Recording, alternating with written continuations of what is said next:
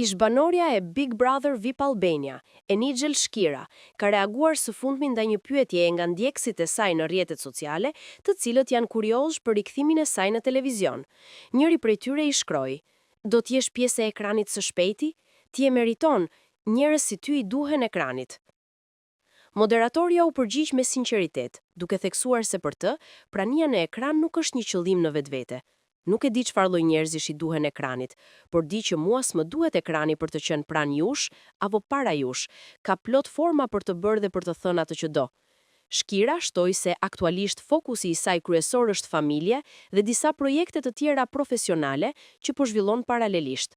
"Për momentin kam të tjera aspirata dhe e kam thënë shpesh se së shpejti do të shihni diçka më shumë, por jeta familjare ka qenë një prioritet dhe po mundohem të gjej një ekuilibër mes saj dhe karrierës, pa më marrë kohën e çmuar për familjen."